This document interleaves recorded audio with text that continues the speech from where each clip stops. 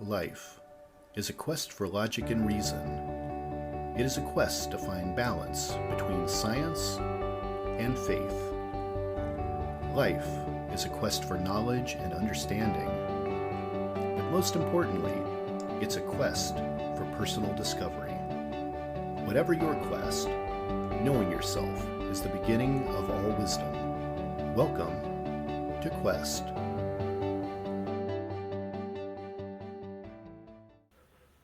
Hi, Paulina. Welcome back to the Quest podcast. Hi, thanks for having me back. It's been a while. I've been telling everyone this for weeks now. This is the lead up to the 100th episode of the Quest podcast. So these last 10 episodes have sort of been like a greatest hits for me, bringing back people that were popular in past episodes and just kind of making it celebratory for me. And I've been wanting to get you back on the pod for a long time, and it worked out good that we could do it now, because you're actually the second most listened to podcast that I've ever done, after the guy who figured out how to record dreams. Yeah. I've actually had a guy I'm on. honored. Yeah. And he figured out how to record people's dreams. That was a huge episode. Wow. So that's my most listened to, and you're the second most listened to. And both of those were from my first season. So Let's I had to go go. back and look and see when it was. So you were the 9th episode of my first season back in August of 2020. Wow. We've known each other that Wow. long. That is a long time ago now. Yeah. I mean, we're almost exactly 4 years out. Yeah, Wow. yeah. It's funny because I think, and correct me if I'm wrong, so we were knee deep in lockdown at that point, I'm pretty sure. We were. Did we Yeah. do the interview? Were you in Hawaii when we did that? I think I was. Yeah. I had been in Hawaii for the first couple weeks. I was in Hawaii for about 6 weeks when the lockdowns first started, and it was pretty crazy because we had actually gone with a friend who lived on the North Shore of Oahu to stay with his family before they announced the lockdown. So we kind Mm. of slid in the nick of time before they shut down all the tourism. So I kind of lived this very interesting experience on the Hmm. North Shore with no tourists. We were only with the locals. There was no traffic. All the restaurants were closed. But we were just, walking in the sun every day and barbecuing outside. And it was a very beautiful bubble in the midst of absolute chaos around the world. Right, right. And I remember I was recording episodes in advance, so it makes sense that I was probably interviewing you while you were there, and then the episode didn't come out until Yeah. August. But yeah, it's been that long since the audience has caught up with you, at least on my show. So I wanted to get people up to speed of what's been going on, because since lockdown, you've kind of like reemerged out there in the skating world. You have been teaching workshops, you've been performing, you did some broadcasting this year. And the biggest news for you this year is that you are getting married, which is Yep. big, which is big. And I think, when we did, and I want to dig into some of this. I thought it was interesting. You started performing, you started doing some shows around the country, and you mentioned to me one time, and I thought, well, this is really fascinating, that you said, and I hope I could quote you were right on this. You mentioned that people hadn't seen you perform since your prepubescent body. Hmm. And it was a very much different situation to see you now, considering like that little girl that we saw in the Olympics. I thought it was Yeah. really, really cool. And what was that like for you? And you're still performing today. You're still doing some shows a couple times a year. How do you feel about it? How's your body holding up? Are you enjoying the fans happy to see you? What's it like? I mean, it's just been incredible because when I first stepped away from competition in 2020, it was such a black hole, and it was a really um, difficult decision because I just couldn't see the future versus if I had continued the competitive track, I had a vision for exactly how each year would go. And again, I had this fear of just dropping off completely in skating and people not remembering who I was or like caring at all about my skating unless I was competing. But I reimagined a different version of what skating meant to my life. And it really has taken off in such a beautiful way since then, which I'm so grateful for. But yeah, I think most people remember my teenage self when I was skating. And in the last 4 years of just coming in and skating on my own terms with friends and having it be more of this social fun experience, a self fulfilling experience rather than hard training. I skate a couple times a week, if that, if I have a show coming up. If not, maybe once a week, maybe even not. And my skating has really, I think, become a lot more artistic because it's coming from myself and comfort in my adult body. I'm a little bit taller. I've kind of leveled out the whole hormone fluctuation of when I was going through that original puberty moment. But yeah, I think I've kind of really been able to push my skating aesthetic, if that makes sense, in lyrical kind of ballet skating that I always had glimpses of when I was a teenager, but I was still a little bit coltish, if you will. I was young. And so Sure. I understand now when people would tell me when I was younger, oh my gosh, just in a few years, just wait, like, your artistry will develop, once you're a little bit older, you'll get, this score and this score. And it was so frustrating to hear when I was younger. But now that I'm older, I really do kind of understand how things really, I don't know, melt in the right way as you put more years and experience, and just it comes with age. Yeah. Sure. And versus, how you had to get in shape for your competitive career, would you say that it's minimal keeping tuned up to perform in shows? How often do you find yourself in the rink? On social media, it looks like you're in the rink every day. And I know that that's a lot of curated stuff that you put out at different times, but how in shape do you need to stay? Is it, if you don't skate for a month, is your body going to feel it when you go perform, or does it need to be once a week? How does it work? Yeah. So if I have a show coming up, again, my show programs are much more watered down elements wise than a competitive program. So for example, a competitive free skate has 7 triples at least and 3 really long spins. Programs are 4 minutes versus my show programs. I can go anywhere from 2.5 to 4, but I'm doing a maximum of 2 jumps. And then I'm putting in a lot of my favorite elements that are not at all, rated anything really in competitive programs, but I'll be doing long twizzles or holding long spirals and that type of thing. So the stamina is different, but in terms of the jumps, I do have to keep those up. So if I have a show coming up, I usually skate at least twice a week, and that's for like 45 minutes each. And I'll just kind of go through my jumps. I'm not drilling, 5 to 7 reps before a program anymore. I'm just warming it up, doing it once, and then doing it once in the program, like maybe 3 max. Sure. And that's also kind of because I don't want to overpush my body and cause, soreness or any type of injury, especially now. I forget that I'm not training a couple hours a day, every single day. And I kind of, in my mind, act like I am and I can do everything I used to do. And it's pretty funny because I'll have some type of I'll either be really sore, my back will hurt or something after, just doing a bunch of jumps because I was excited on a session. And I'll talk to my parents about it, and my mom will be like, Polina, you're not training anymore. Like, don't do that. Of course your back hurts. You're not practicing enough to be able to withstand that type of movement. So it has been an interesting dynamic, but I definitely skate a lot less than I used to. Yeah. Yeah.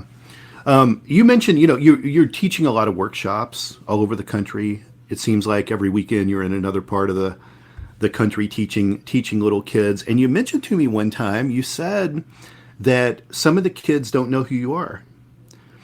And I thought that was odd. And I wondered, I'm a Gen X.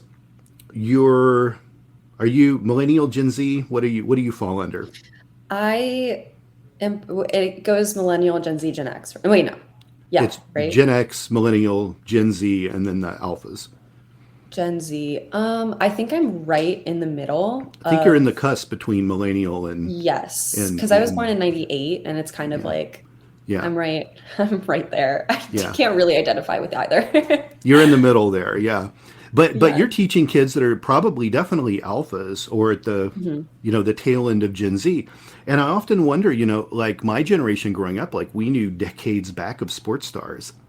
We knew Hall of Famer football players from the 50s and the 60s, in the Mhm. 80s, and it's like it seems odd to me that just going back 10 years that there might be kids that just don't have a recollection of those Olympics. Do you see Mhm. that? You think it's a generational thing? Yeah, it's so fascinating because even I mean, I knew all of the champions from the 90s, the 80s. I looked up to Peggy Fleming and Dorothy Hamill and Hmm. Brian Boitano, and it just I knew, like, I would say at least 30 years of skating history, and I Yeah. would go to the shows and I would, take pictures as a 7-year-old with these huge skating stars and just be in complete awe. But when I started doing seminars, I would go to this usually happens in more like smaller towns, but still, I would make a reference to somebody on my Olympic team. Charlie White and Meryl Davis won the Olympic gold medal when we went in Sochi, and I made a reference to them, and the kids were like, "I don't know who that is." And I was shocked because it wasn't just, a member of the Olympic team, they were Olympic champions. And it really struck me that I think with the dawn of social media and just how everything is, your attention span lasts about 10 seconds and the kids are just bombarded with so much information. It's just such a different landscape now. So Hmm. unless you are current, a lot of the kids that are growing up, they don't really have the same background education, I guess, if you will, Yeah. in the industry that they're interested in. They're only looking at what's current.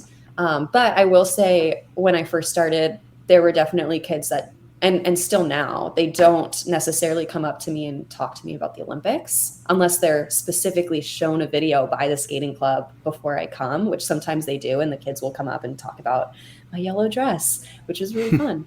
But mostly kids are coming up to me now, and talking about how they follow me on Instagram, Yeah. and they love my social media presence, and they love all of the skating videos that I do. And parents will also do that. They'll come up and talk to me about social media, not so much about the Olympics. So it's just a Yeah. completely different landscape, It, I it, think. it is probably the media that's done it because Hmm. my generation, we had three channels. Like that's all there was. Hmm. I was around pre-cable, so ABC, Worldwide of Sport, the Worldwide of Sports, and NBC always had the Olympics, and like you watched it on three networks. So eventually, cable Hmm. came and kind of changed the dynamic of stuff. And by the time the millennials arrived, the millennials were the first generation to really get cell phones, but also pre-smartphones, right? Hmm. So they had mobile phones, but they kind of later got smartphones, and smartphones Hmm. was the birth of social media, and Gen Z entirely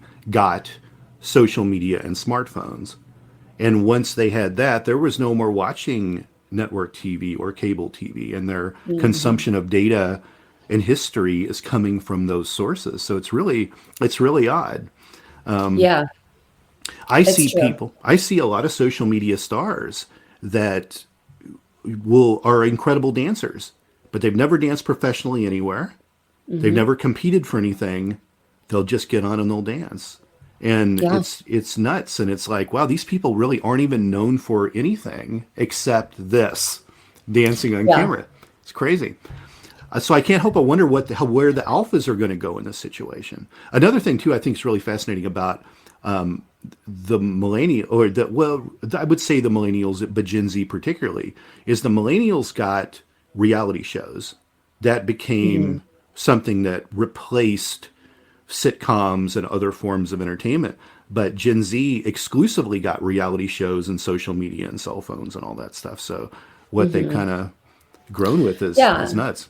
And I think for a lot of, I mean, it's interesting. I talk about this with my own peer group a lot. Even when I was growing up, before I went to high school, we were idolizing pop stars and singers still. Like, we were all about Justin Bieber and One Direction. And that was kind of who we would watch hours and hours of YouTube of.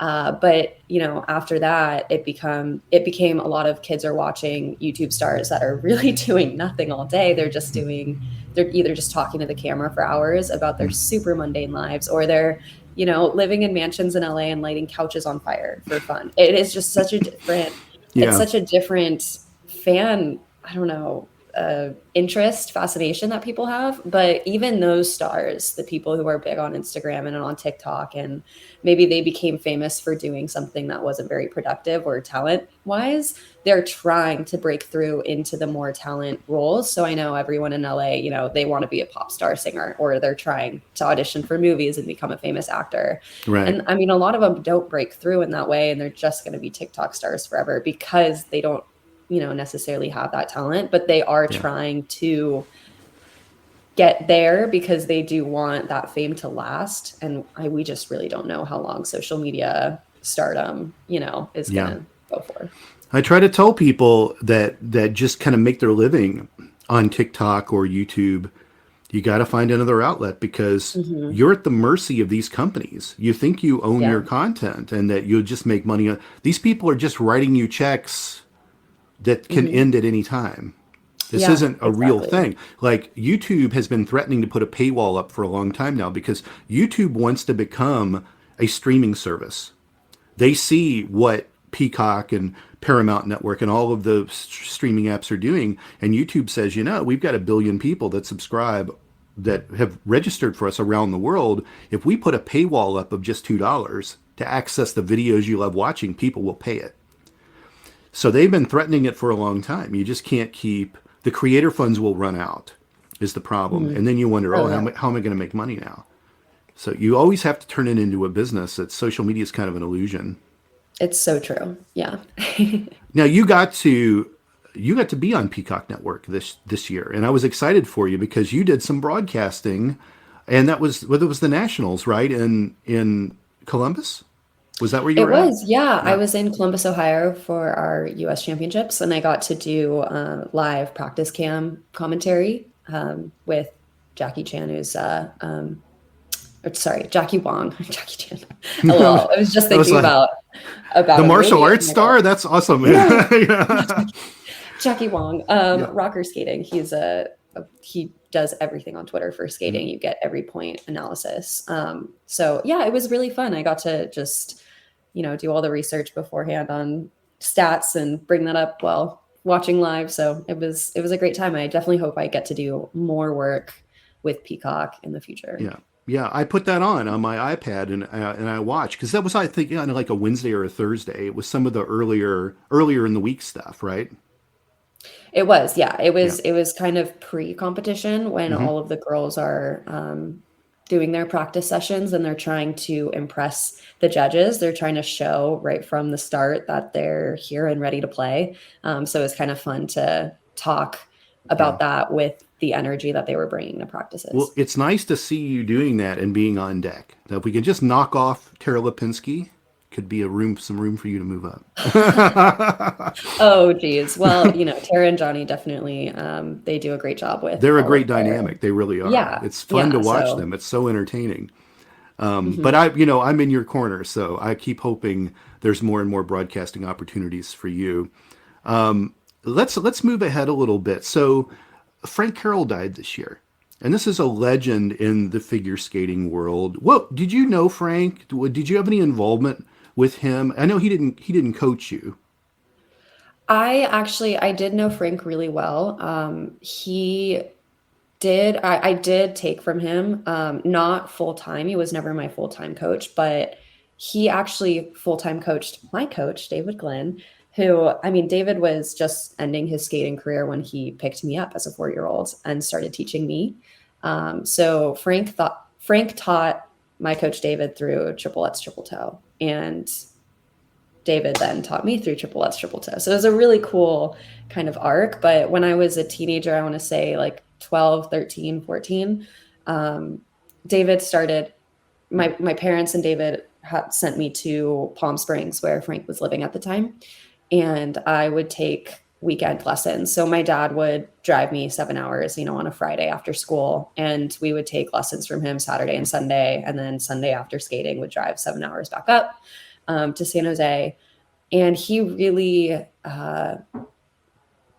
he had so much wisdom to impart in terms of just the presentation of skating, because that's really like, you know, the marketing of Michelle Kwan and you know, how she presented herself on the ice for judges to receive her was so special. It's something as small as, you know, having a stronger flick of your hand at the end with the music beat, you know, stuff like that. He would look at my skating and he would give me those pointers, and also was just kind of very kind, but also no nonsense, if that makes sense. Mm-hmm. So I was very inspired by him. But he stood with me when I was a junior and I won my first junior championship. He stood at the boards with David and sat with me in the kiss and cry for my free skate. And I ended up winning, but I wasn't scored very high. And Frank was really surprised by it. And he went to some, like the high performance director of skating at the time and was like, what are you guys doing? You know, why is her score the same as second place, like with her content where it's at? Like, what are you guys doing?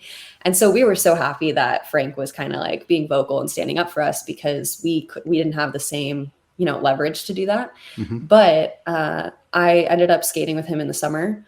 That summer, which was the summer before the Olympic Games, and I skated with Olympic champion Evan Lysacek and Olympic bronze medalist Dennis Ten. Well, he would become the Olympic bronze medalist. And so it would just be the three of us on the ice, and I was there for the summer, and it was so inspiring to skate with those senior men, and they were so kind to me as well, but like clapping for all of my jumps and just like really supporting my skating and really being like, you know, you have a shot, which was really cool at that age. I just turned 15. But yeah, we planned to keep working with Frank and hoped that he would, you know, stand with me at nationals and kind of be this presence again in the kiss and cry. But then one of my top competitors, Gracie Gold, ended up switching to him a month or so before nationals. Yeah. So at that point we were like, okay, this is a little too close for comfort. We're just Sure. we're gonna separate now. But I have always had a great relationship with him, and every time that we saw each other at nationals or whatnot, he would always come up and talk to us and just keep supporting my skating and talk very well, very highly about me to, you know, anybody around. So Yeah. loved Frank. A true legend of the business there, of the sport. Mm-hmm. I have a new podcast that I launched this year called Beyond the Match, which is all professional tennis players being interviewed. And Maddie Harrison, who's a retired professional tennis player, hosts the show. And I've been it's been fun to get into these first 6 episodes and just see these tennis players at different stages of their game. And it's been really fascinating to me. And one thing that I've picked up from it, and the reason why I want to ask you this is because I'm curious if it's the same in figure skating as it is in tennis. A lot of these top tennis players, when you get into the top 50, it's really no longer about physically how you are. It's the mental game that keeps you from being a number one player. Do you feel it's the same way in skating? I mean, are there going to be a lot in terms of physical differences between maybe the top 50 skaters in the world, or is it just coming down to a mental game at that point? It's absolutely a mental game. You get to nationals, for example, and almost the top 10 girls are doing the same elements. And it really just depends on who puts down when it counts. And then you widen that to a world stage, and every, you know, top country has a stack of, you know, anywhere from 5 to 10 skaters who are really vying for, you know, 2 spots at the world championships that their country can send. But there's so many skaters that have all of the elements. So I think that's kind of the wall that you break through once you become kind of an elite skater. You've learned all the elements. You can do them all separately, but can you do them all in a 4-minute program?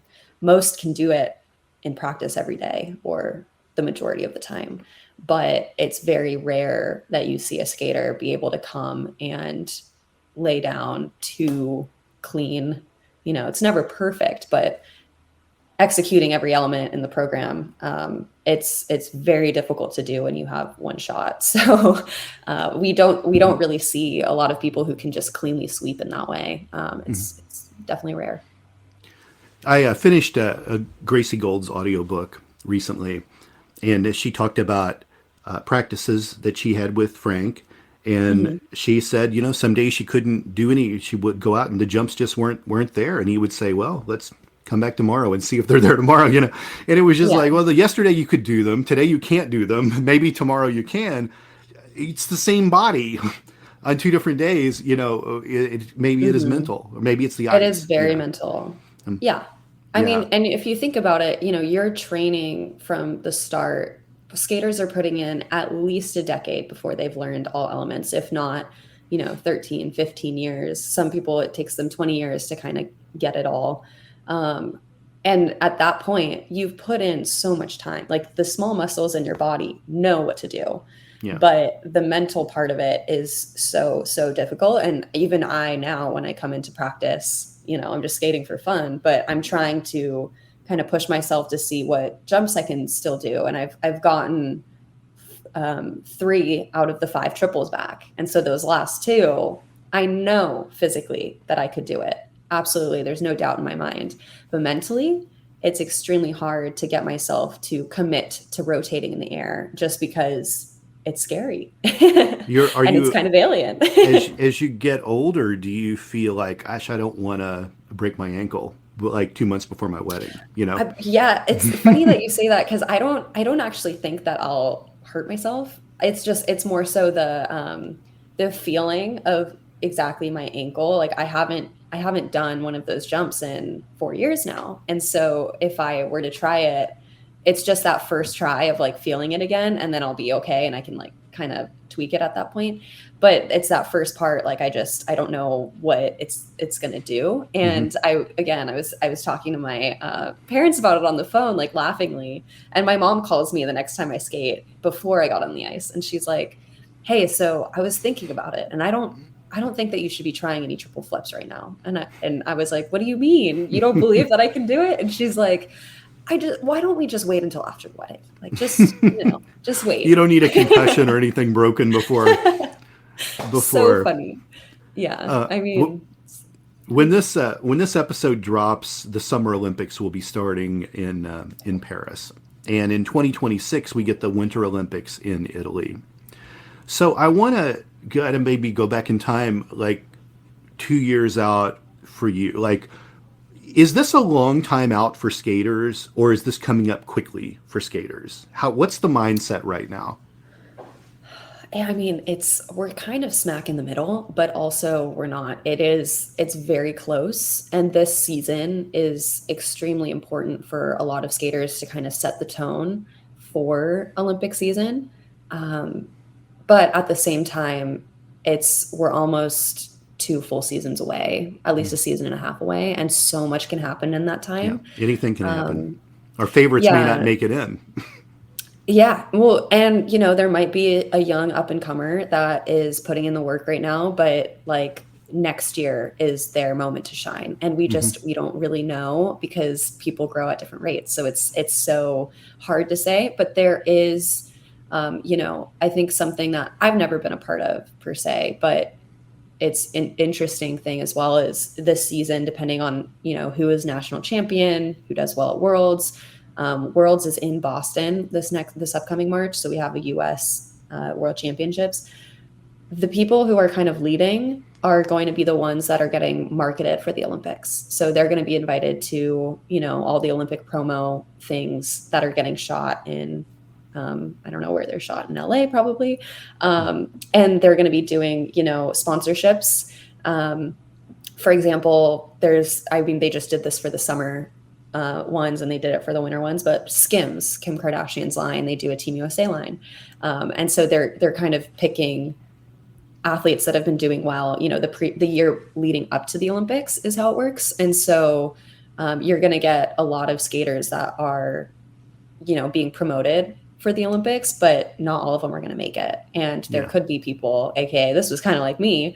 I made it onto the Olympic team with 0 promo and I wasn't a part of anything. Yeah. And that happens quite frequently. So it will be a very interesting next year and a half. Yeah. Yeah. Who excites you right now? Who are your favorites? In skating in the US? I mean, we have we have a lot of talent, honestly, within the women's realm. I absolutely love Amber Glenn, who is our U.S. national champion. I've known Amber for so many years, but she really is so talented. The mental aspect is the part she struggles with. So if she could just put that together, she'd be unstoppable. But we also have, Isabella Vito she's really young, and those are my two favorites. What you mentioned, she's been skating well, and she really is so elegant and balletic on the ice. So I think she's a great contrast to the power that Amber brings. But we also have Alyssa Liu is coming back. She's an Olympian from the last Olympics. She's also a world bronze medalist. So we'll see how she kind of does. And we have so many new skaters. I love Josephine Lee. There's young ones that are coming up that are really good too. And then of course in the men's category, we have Ilya Malinin, who is pushing the boundaries of the sport with his every quad axel. We have great men in Camden Pulkinen, Maxim Naumov, Andrew Torgashev. Our ice dancers are amazing. Madison Chalk and Evan Bates just won their second world championship, and they're for sure going to probably go for the next Olympics. And we have so much talent. So I'm excited and nervous for everyone because there are only so many spots, but I think we're going to have a strong Olympic team for sure. Do we know right now, are the Russians going to be able to compete in the Winter Olympics? Or are they kind of sanctioned out of it right now? Does anyone know? I don't think they've made an announcement for the Olympics yet. But as far as I know, they're still not allowed to compete in figure skating for this next season.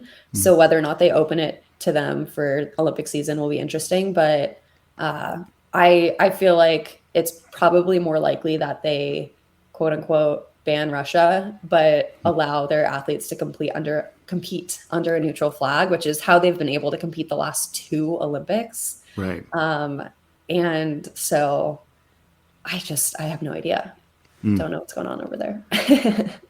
Since our original interview, you announced publicly that you're retired from figure skating. When we did our interview, I think the jury was out. You kind of knew you were going to, but you hadn't quite announced it to everybody. Yeah. But you're retired from figure skating, and I would say, is it fair to say that most skaters probably retire around 25? It honestly is such a toss-up right now that the Russians, the babies, are out of the picture. The current women leading are actually my age. So I want to say that late 20s people are retiring. I want to dig into this a bit. In the 2024-25 season, is that the season we're in now, or is that the next season coming up? No, that's the season we're in it. So the age threshold shifted now for seniors. Is that correct? It's yes. It becomes 17 years old where it was previously 15 years old. And that's that's the system you were in. You were able to become a senior lady earlier because you were very young when you competed.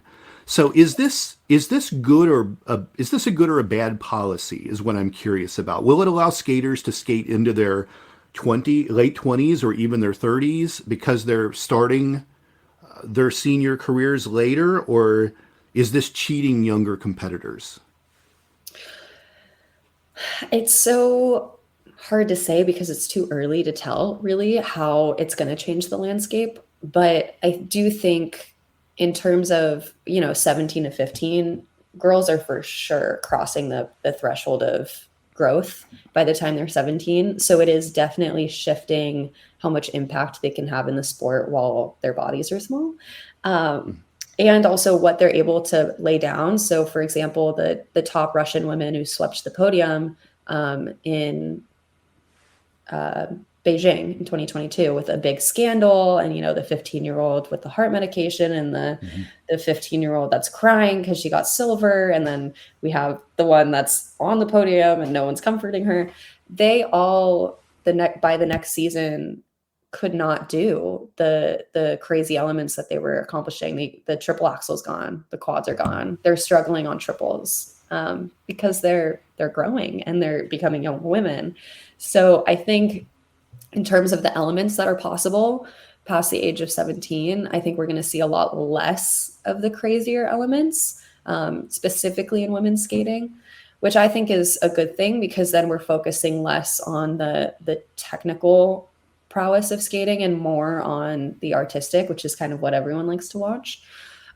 But there are still women who, fewer, that can do those elements. For example, our own Amber Glenn can do a triple axel, and she's 25, and it's incredible. So, I mean, I think if the politics in judging don't sway towards younger skaters, we're going to see what we're seeing right now, which is most of the women who are kind of in their early to mid 20s are the ones that are leading the podium, mostly because their appeal, goes to the masses, and also their skating is just more established because they're a little bit older, and it's more pleasant to watch than watching a tiny girl run around the ice and just throw herself into jumps. So, I mean, I don't know. There are young 15-year-olds that do have the full package. And Tara Lipinski won the 98 games, and she was amazing in all of her aspects. So it's just, I think it's rare for a 15-year-old to have everything.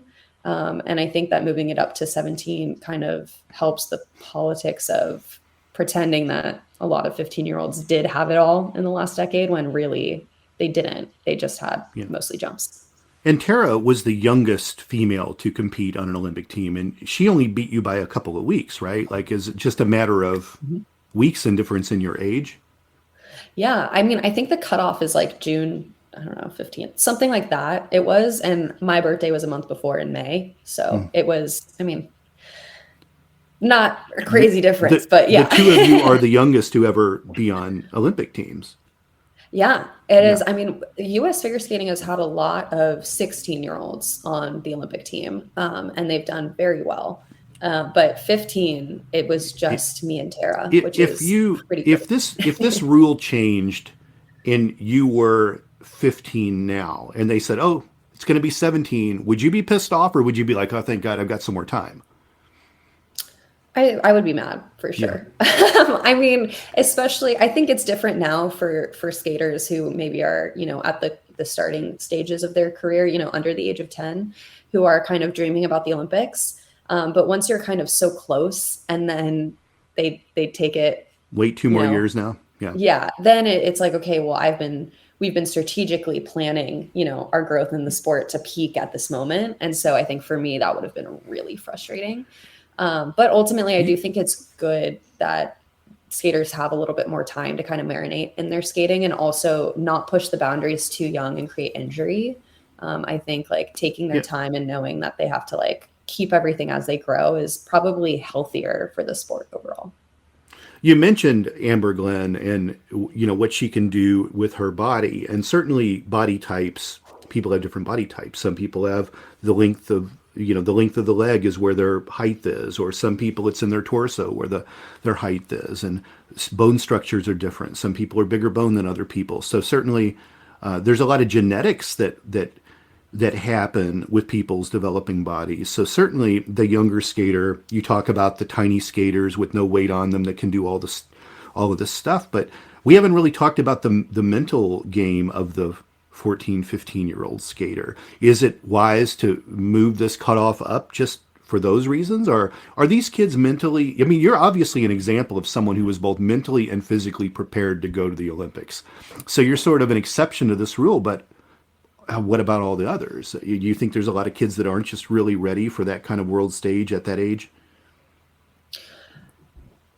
Again, it's hard to say, just because my experience, and as I've gotten older, I've kind of been able to realize more how special, I had such a healthy experience in the sport, because the adults around me were extremely professional, but also they were very open-minded to not having me put all my eggs in one basket. And I think that's kind of the difference, is we're seeing, especially from different countries where, these kids are plucked out of their, little pools of skating as, okay, you're really good. We're taking you to this training camp, and you're going to train here for the next 10 years. And it's government funded, and you're training 8 hours a day, and you do school at the rink, and this is your job. And if you do this, then you get an apartment and you get a car, and you get groceries and you get paid to be on the national team. And if you skate well, you'll get a job when you finish skate. Like there's such a different landscape for sport that the pressure on a 15-year-old and also the attitude of probably the coaches who are much harsher and are way more like, if you don't do this, you're getting replaced tomorrow. And then the kids are like, oh my God, that's a lot on a 15-year-old, no doubt. And this is my pure speculation. Of course, this is not me like saying anybody in particular, but I was very, very motivated and I had the dream and I was very strong-willed because the way that I was brought up was through confidence factors of you've competed this amount of times, you've done it this amount of times, you can do it.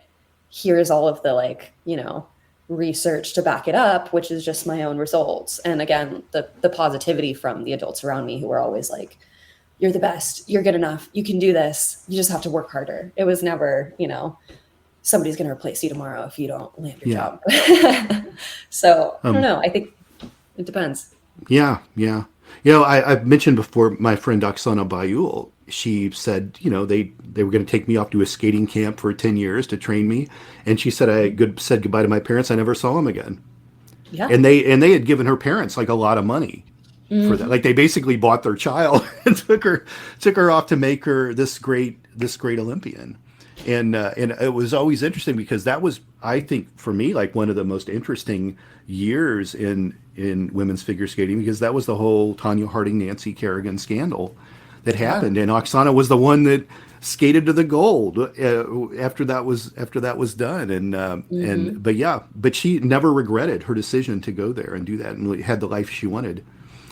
So it's interesting. It's that, that Russian way in which you're brought up, how you kind of think about the world and what you're doing and the culture that you live in. I want to move on to something else. This is actually leading to a question I've wanted to ask you since I met you. I'm finally going to ask it in this podcast. So Gracie Gold was still competing at 27, Mariah Bell 28, still competing. Definitely some competitors out there, in their late 20s. Is there room for a Polina comeback if you wanted there to be? Could you do it? Could you come back 100% and say, you know what? I want to try and go for the next games. Have you even thought about that, or is this just over? It's so funny because, since I've been skating and doing shows and I've kind of gone back, for triples and I'll post them, on Instagram and whatnot. Everyone has been saying that to me and everyone has been asking me if I'm coming back or telling me that I should come back. And it's nice. You muted on the best part. It happens. Technical difficulties, people. Are you there? Can you hear me? Yeah, I hear you now. Okay, sorry. My mom just called me actually, so that's why that happened. Anyways, I was just saying that it's very. I'm very flattered that so many people, think this of my skating, and I'm only skating, an hour a week. I'm not doing much. So in that way, I think it's honestly in some way inspiring and motivating for me, where I do think to myself sometimes, I'm like, well, if I actually put in a couple hours a day for 5 days a week, I wonder where I'd be, because it isn't that hard, where I'm at right now with just 2 hours a week max. But that being said, there's such a big commitment to training and competing. And I don't necessarily, I think when I was like 4 years ago, saying no to all of the opportunities and just the lifestyle that I'm living now. I travel a lot. I have fun with my friends. I don't have to worry about, exactly what I'm eating, how it's going to affect my jumping tomorrow. There's so many tiny details and tiny factors that go into the commitment of training that it's a really big deal. And I think I don't even really conceptualize how much my life would change if I decided to go back to training.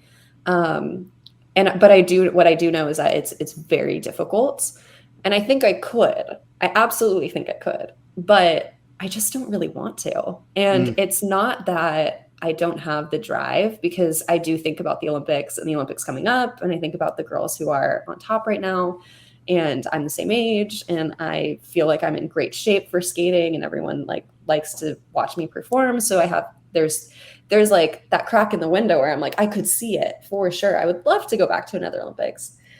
But I also just don't feel like I need to. And it's more so with everything I've built in the last 4 years with skating, with social media, with performing, I'm getting show opportunities. I'm getting seminar opportunities where I get to work with so many kids. I'm working with Team USA, their national camp, their development camp. I'm establishing all of these relationships with the youth, the skaters, the coaches, US figure skating, with just everything, that, if I went to the Olympics again, yes, it would be fun, but I'm already getting the opportunities that I would want out of yeah. becoming an Olympian again. So why do I need to go through that stress and that work, um, for the same end result? And yeah, I think there's Well, the also end a layer result could of, be a medal. I mean, absolutely. And I would die for an Olympic medal. I think that would be so cool. But at the same time, I know it's not easy, and Yeah. mentally it is very difficult. And there's no like guarantee, and I'm okay with that. But also, the politics of skating are just, it's tough. I don't know how I would be received, by judging. And also, we have new rules for the US now, which is like, you have to have, a body of work, and they don't choose the Olympic team based off who performs well at nationals Yeah. necessarily. You could perform really well and peak and probably deserve to go to the games based off of the shape that you're in. But, they could also be like, well, this skater who just skated under you has been performing and competing for the last 3 years, and they've been at Worlds every year, and they've been, like Yeah. just establishing themselves that they deserve to go. And I'm like, well, my body of work is that I've just been having fun for the last 4 years.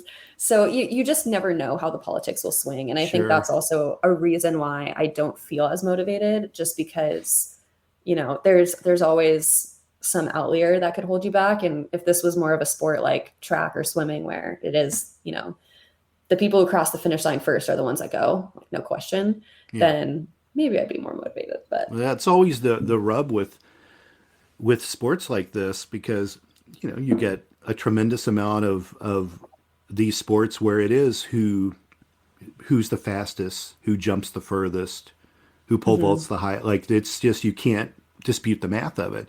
But when it comes to things that require judging, there's always a yeah, gray area with how the totally. judging will be, and that's tough. I think breakdancing is in the Summer Olympics. I'm very curious to see how that's going to be judged, and Yeah, I mean, what technical elements will be involved in that, and if everyone's expected to do the same things. Surfing's true. another thing. Surfing being in the Olympics, very difficult thing to see. I mean, I imagine there's probably places on ice that you don't want to skate at, or is worn out, or is whatever happens to ice, where it could make your performance formidable. I imagine it's far worse when it comes to waves and water. Like you might never win just because the waves aren't there for you, regardless of the judging. So Hmm. there's so many things that it's just crazy, the mixture of things that require the math or the judging. And you're Hmm. right. No one would want to see a Polina come back more than me. I always felt I like appreciate that. I always felt like and you and we've talked about, like, I've wanted to publish a book for you for a long time. That's no secret. I Hmm. think, you're not really ready to pull the trigger on a book yet, but I you just think know, there's a lot more that I have to do yeah, yeah, before I yeah, write a yeah. memoir. You know what I Well, mean? yeah, for sure. But what I was going to say was, to me, it didn't seem like you closed the book on skating on your own. That the world did it to you. That lockdown, COVID, it really closed out that chapter. You had an injury. I am assuming your foot's 100% healed and fine, and you wouldn't have a problem with it again. But it was just sort of like the world said, okay, your career's over. And you never got to really end it on your own terms. And we just got to see that glimmer of youthful you. And then here you are, 10 years later, you know, in phenomenal shape. You look the best you've ever looked. You're still skating. You're still challenging yourself. And it's like, you know what? Why, this would be such a sweet comeback, you know?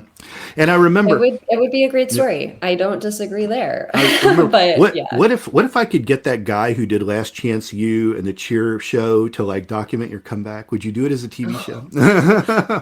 Actually, I think that would be so funny. Yes, I would do it for a reality show. So they could follow me around. They could see my life for your comeback, right? So yeah. you know, it's great. There was in the 70s, there was this great documentary called Pumping Iron, and it basically followed Arnold Schwarzenegger in his bodybuilding career. And it really was the first thing to put Arnold on the map. And Arnold had the best physique of anyone that no one had ever really seen a body like his. And really the only person that was a competitor for him was Lou Ferrigno. And Lou is a friend of mine. And Lou was the Incredible Hulk in the original 70s TV show. And he still shows up as an actor. He still looks great. He's still fit. But he would lose. There were a lot of people that said Lou's body was better than Arnold's. But Arnold defeated him in these competitions by when you watch the documentary, it's vicious. Arnold is just on Lou all the time, attacking him mentally. And Lou couldn't win because his mental game was shot. His physique was great, but his mental game was gone because Arnold was always just picking on him. Arnold really comes off as a bully in that documentary. So years went by, and some producers got together and they wanted to make a Pumping Iron 2 because Lou wanted to return to the sport and see if he could win. So they documented him getting in shape. He got in better shape, looked better than he did in the original, all the way up to these competitions where he finished like second. But it wasn't about him finishing second. It was just about that comeback at his age that he could, if he could even do it.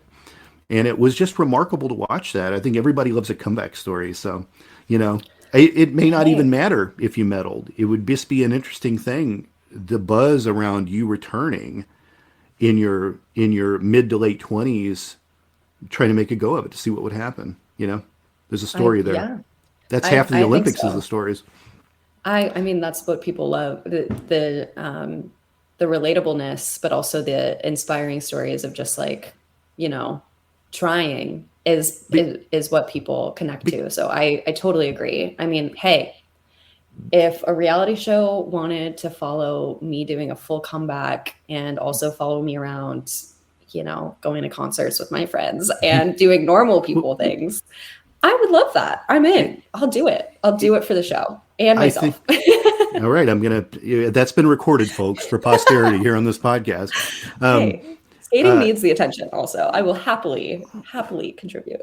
Well, you know, I think that way you could kind of go out on your own terms and not just all the skating rinks are closed. How could I possibly be practicing and try to make it back? Like it's sort of the world kind of shut down your career. And I didn't feel like it got the perfect ending it needed.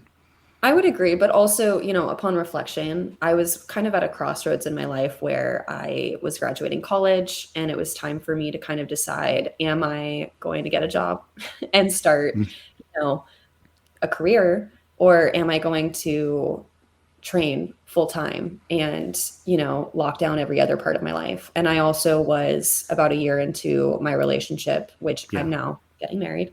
And, you know, he was, and still is, extremely supportive of everything skating. And had I decided to continue training, he would have just been, you know, a pillar of support and not at all trying to pull my hand into, you know, we could do this and we could do that if you weren't skating anymore. But I still had just been exposed through college to more in life than just being in the rink. And I was ready to kind of step into living my dream, which even when I was a teenager, I would fantasize about winning the Olympics at 15, quitting skating and, you know, becoming a cheerleader and being like all the other kids in class. Like that was, I couldn't wait for real normal life because my whole childhood was not normal life. And so now that I have it, it just, to me, my life is so much more full and colorful. No, I get it. I completely get it. And I totally respect that because your life's flip-flopped from most people's. You were kind of doing your career early on. And Hmm. now, it's let's move on to something else. I get Yeah. a lot of my private clients are like former Disney actors that kind of had a whole whole career before they were over 18, and now they're like, God, I got to get away from this. This was like so unhealthy for me, and Hmm. trying to move into a young adult life and not really understanding how to get into it and what to do next because they've Yeah. already done their career. Totally. And And I so mean, I tell everyone, I love being an adult. People always fantasize, oh, I wish I was a kid again, less responsibility. And I'm like, I could not love being an adult more than being a child more because I yeah, have the autonomy, but also I can do whatever I want. But because of that, I do think now that it's been a couple of years and I kind of have this newfound, relationship with the ice and my body and the sport in general, I think making a comeback, if I were to start skating again, it would be a completely different headspace and a lot healthier and like colorful once sure. again headspace than had I not retired in 2020 and just kept like beating the same drum. So Yeah, it's yeah. definitely an interesting perspective. Well, I appreciate your response there. So I've always been curious if it must pop into your head every once in a while. It does. It does. I heard and I'll just mention this. I'll move on toward the as we close up the podcast here. But in Gracie's audiobook, she talked about when she was trying to get back into the competitive world and how much heat she got from the younger skaters. Like, you're like a dinosaur. Why are you here? Like, a lot of like people like really ribbing her for like wasting everyone's time. Like, why are you on the ice? Like, this is a young person sport. Yeah. I mean, it's so hard, but also I do think had she come back, and it's impossible to do this, but had she come back full force, the same athlete capability and everything that she had been in her earlier stages of career, nobody would have been saying that. But because she was struggling in her comeback to reach shape, to reach Yeah, like even how she used to compete, that's why people were like, why are you doing this? And that's yeah. so demeaning as an athlete because it does take a Well, lot of time to get back. And she says yeah, so something it's great it's in the interesting. book, and she says, well, all those girls are gone and I was still going. They all dropped It's out. true. It's Yeah, funny. it's crazy. We actually sort of met briefly in Nashville from like 25 feet apart because you were Mhm. broadcasting your Yes, podcast there and you were in the I bubble, remember. and all I could do was Yeah. walk up to the balcony and be like, Paulina, and like wave, Yeah. and like we couldn't even talk. But Gracie skated there, and it was great. I Mhm. got a chance to actually see her. I've never seen her skate before, and I saw her skate there. And her finish wasn't the best at that, but the crowd welcomed her back, and she talks about all that in her book, which was Mhm. really interesting. And her book is a great example of hearing people talk about the physical and mental issues with the sport. I'll have to give her that. When I finished she really talked about all the physical issues she went through and all of the mental issues she went through, and it's quite trying. Yeah, her story is it's very interesting because again, I think like her experiences in skating and at least her outlook on life in general and her career is quite negative. And there's a lot of reflection that is it just has to do with mindset for sure, I think. And it's I think a lot of people experience similar things through the things that they go through, but then there's also people who have a lot going on as well in their personal lives, but they kind of choose to look at things in a more positive light or see the silver lining. So it is really interesting to see how mindset affects your entire reflection and vision of your life in general and career. Hmm. And so yeah, her Well, book was definitely an interesting read. you see people show up at the rink and they put on some weight, but you don't know why. Hmm. Could be home life, it could be boyfriends, it could be any number of things. And her book really spills the beans on a lot of that. Hmm. Your podcast is still going strong. You have a new name for it since you were on last. So now I you're the Iron Butterfly podcast. am. Are you at 100 Yes, episodes yet? Are you more? I am. I actually just released my 150th episode 150th. Wow, 2 I've days got a ways to ago. go. 150. I know, it's crazy. I had Carol Heiss, who won the 1960 Olympics, and she was a old Hollywood star. Mhm. She was my 150th episode, and she's awesome. But yeah, it's been awesome. I keep saying that word. It's been incredible, truly, to kind of develop the podcast over the years and just talk to people and interview so many, and watch skating from a more technical eye. It's been challenging at times, for sure, to give my feedback, if you will, in a constructive and positive way, and that's something I really strive for. But it has taught me a lot about just communication overall, and uplifting skaters, uplifting people. You do great. I listened to all of them. So keep it going. Keep it going. What do you have coming up? Do you have shows coming up? What's on the horizon other than a wedding?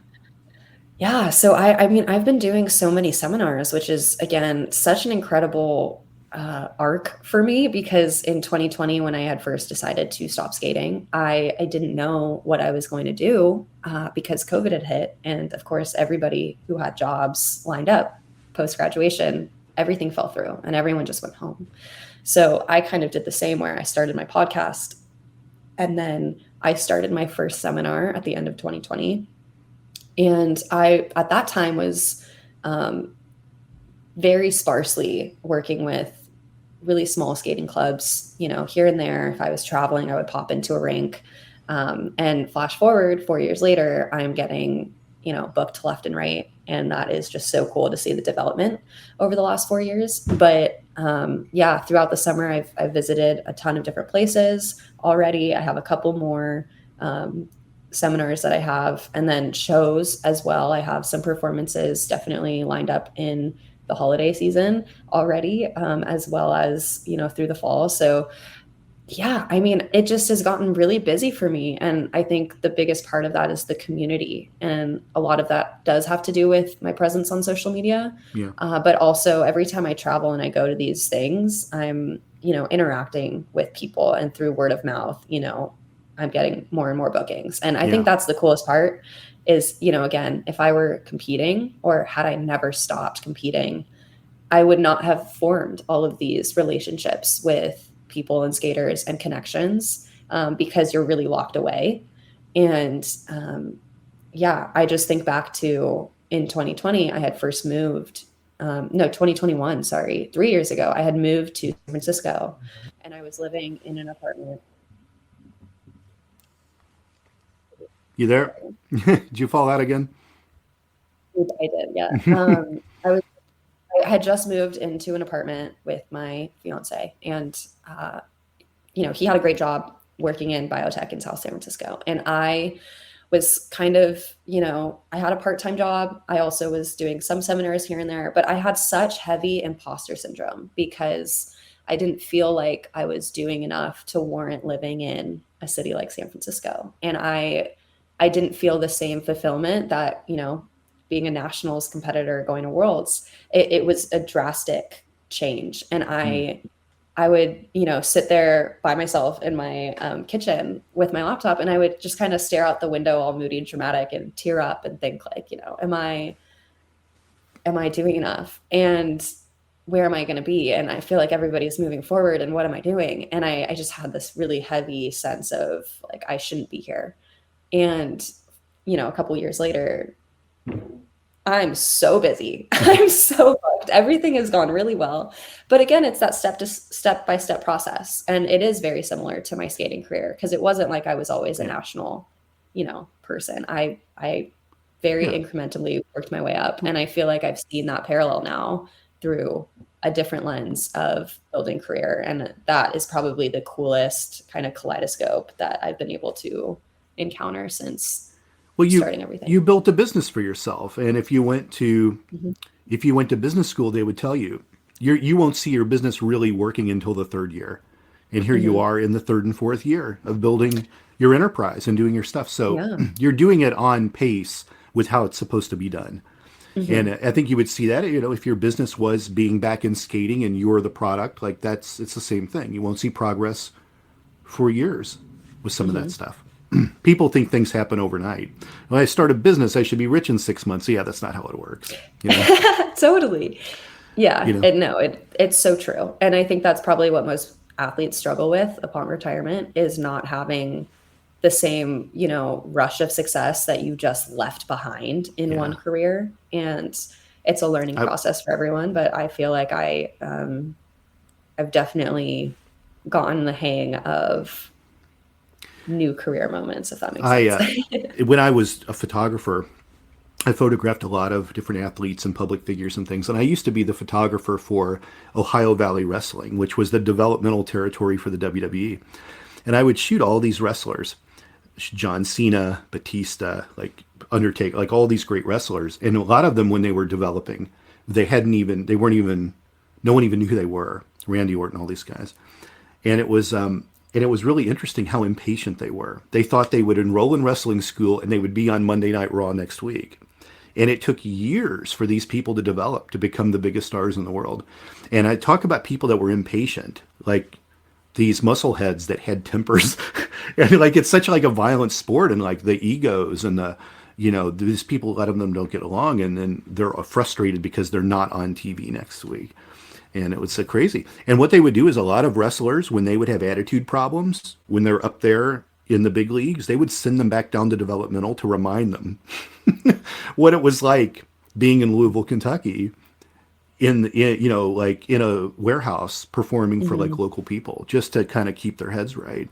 So it was always crazy to kind of see how impatient people were. And even if they physically had the bodies, they still just had so much more to learn and to do and to practice and perform in front of people. There's the theater aspect of that. Just generally, you could have a great physique and be a great technical wrestler, and the crowd still hates you because you don't know how to interact with them and interact with that audience and play to the crowd. So it was interesting. How can people find you out there on social media and the interwebs? You can follow me. My Instagram handle is at Polina Edmunds, just my name. And it's the same for Twitter, for Facebook, LinkedIn, everything. Yeah. So, and of course my podcast, the Iron Butterfly podcast. Available everywhere. Spotify, Apple, all that stuff. It's everywhere. It is very skating focused, but I think the coolest part about the podcast in general with all the interviews is, the collective experiences that people can relate to across the board in terms of just growing up in sport or growing up in any industry that you're putting so much time and effort into. I think, even if you're not a skater, if you listen to those interviews, you will find a lot of life lessons that you relate to. So absolutely. Polina, thanks for coming out. Let's plan to do it in 4 more years when I'm having a 200th episode party. I like it. Perfect. And we'll talk soon. Awesome. Thanks for having me, Todd. Okay. Metacortex Publishing hopes that you've enjoyed this presentation. Please take a moment to listen to some other podcast offerings from Metacortex Publishing.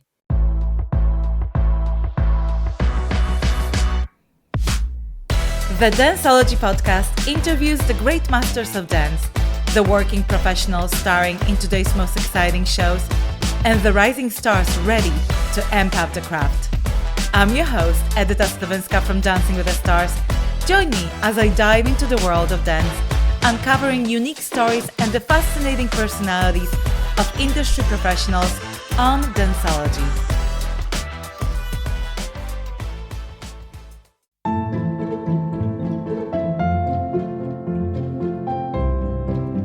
Hi, I'm Father Daniel Duplantis, a Catholic priest, martial artist, and host of the Karate Priest podcast. Have you ever wondered what the church teaches about different topics? Are you a martial arts enthusiast or just someone who wants to learn more about martial arts? I'd like to invite you to join me and many guests on my podcast as we cover topics of faith, everyday living, and martial arts on the Karate Priest podcast. The No Earthly Explanation podcast investigates the things that are unexplainable, hosted by world-renowned investigative researcher Donald R. Schmidt and scientist Ellie Ringo. Follow them as they look for evidence for things that have no earthly explanation. Available anywhere you listen to podcasts. Every year, tennis players from around the world compete for excellence, triumphing against all odds to emerge the champions. I'm your host, Maddie Harrison. Join me as I get up close and personal with these dynamic individuals and find out what it takes to go for greatness. Let's go beyond the match.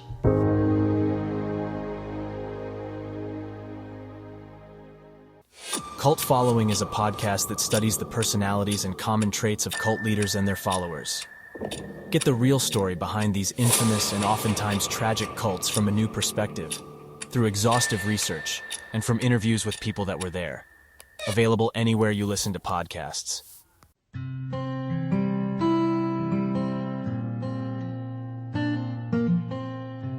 Hi everybody, I'm Amber Rose, the religious hippie, and I host the podcast A Catholic's Perspective. Join me every 2 weeks as I release episodes targeted towards helping young Catholics navigate their ever-changing secular world while staying strong in their faith. Whether you are a Catholic or not, all are welcome here. So if this is something that interests you, feel free to tune in. You can find A Catholic's Perspective on Spotify, Apple, or wherever you listen to your podcasts. I hope to see you there. Bye!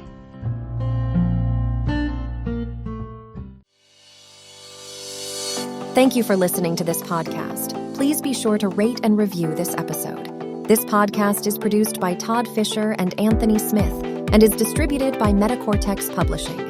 This podcast is copyright. Any previously trademarked or copyright content is used by permission. Information and opinions stated in this podcast should not be construed as medical advice. Please be sure to visit the official website for Metacortex Publishing at metacortexpublishing.com or find us on social media for other unique content.